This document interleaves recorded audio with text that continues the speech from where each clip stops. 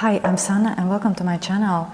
Today let's talk about those perfumes that are reminiscent of a desert. The Sahara desert winds that bring multiple different aromas that surround you. Today's selection consists of atmospheric, a bit mysterious perfumes that work surprisingly well in the heat. Tried and tested. Timestamps will be down below as always, so let's jump in. It's plus 35 outside. I have switched off the ventilation system, so if you see me slowly melting away, then don't be surprised. Let's start with the most obvious one, and it's CHERGUI by SERGE LUTENS.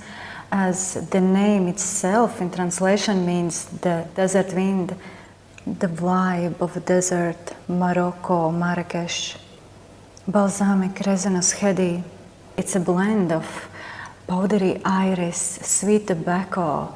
The tobacco here smells very natural, drizzled with honey. There's a creamy sandalwood, spices, I smell cinnamon, touch of lavender, vanilla, lots of smoke, and incense, and the most beautiful hay note.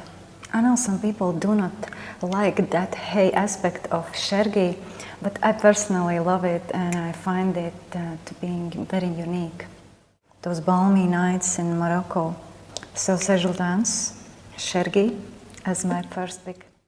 My next pick would be ZAFEER Oud Vanille by Alexandre J. And I will take this thing off to not get on your nerves. Somehow in the heat it truly shines. The leather, the almost melting in the sun vanilla ice cream. There's ylang ylang that provides the creaminess, and the sweetness comes from toffee. It's a beautiful date night scent, and if you're into sweet fragrances, you can probably get away wearing it also in the daytime. The vanilla here is sweet, leathery, creamy. I do not get any wood. To me, it's a very wearable vanilla leather scent. So if you enjoy a bit heavier scents with a prominent vanilla and leather accord, check out ZAFEER Oud Vanille by Alexandre J. Another one that I totally would rock in the desert is MUSC RAVAGEUR by FREDERIC MALLE. To me, it works really well in any weather condition. Yeah, it's sensual. But still, to me, it's quite wearable, especially the latest batches. This is my second bottle. I can smell some reformulation in here, but it's a blend of cinnamon, cloves, a touch of lavender, very aromatic herbs, picture sun-dried herbs somewhere in the Mediterranean coast. The musk and vanilla here are very carnal and probably would be best for like a special occasion. But I love rocking it just with a plain white shirt and blue jeans, even in daytime, in summer. And yeah, wear what makes you happy, don't follow any rules. It's your life, it's your perfume journey, you know. So MUSC RAVAGEUR by FREDERIC MALLE.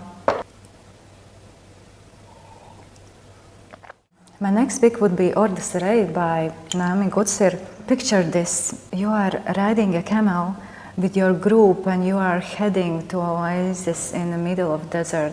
They are welcoming you with a feast.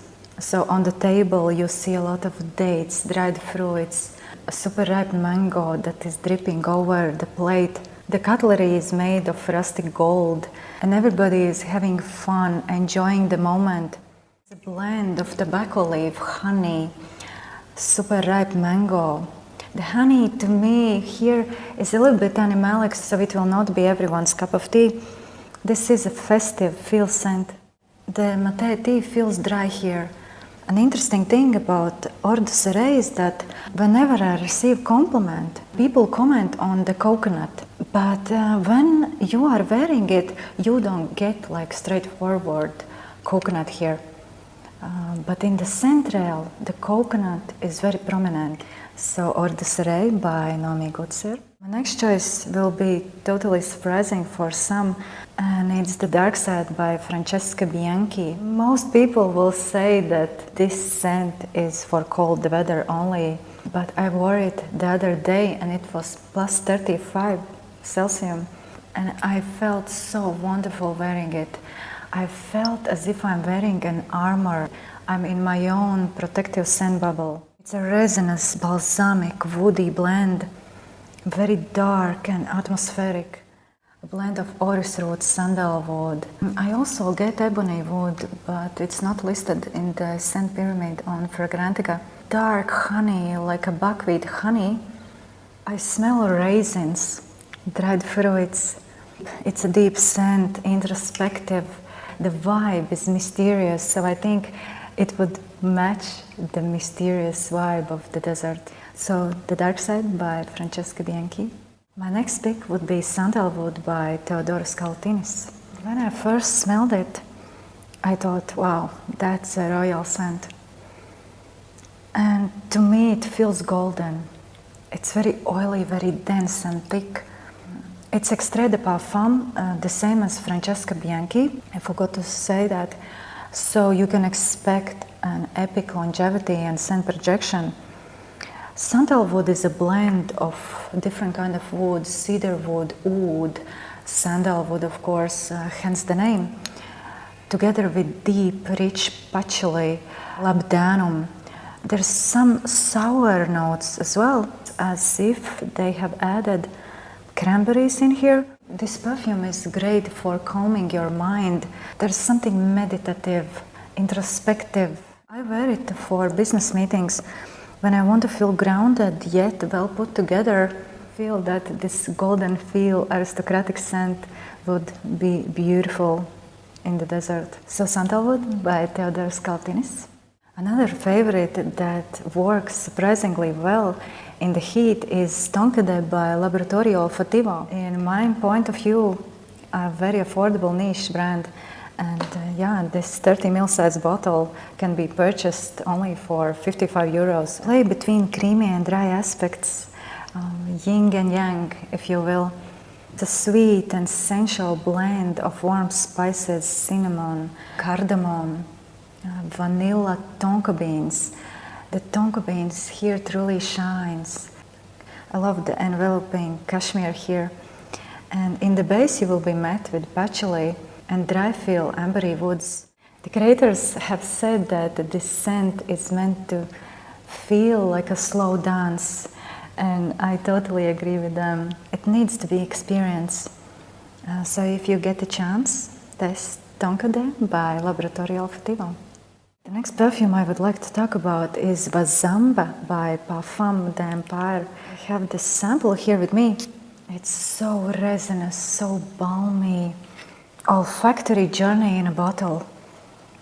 This one has a lot of resins in it. Opoponax, styrax, olibanum, frankincense, myrrh, lots of incense. It's smoky, incensey, very rich and balmy. I also smell pine, sandalwood, and vanilla, especially in the dry down.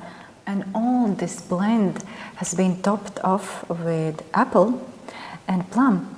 I imagine this scent would really vibe with the evening sun in the desert, so I had to include it in this list.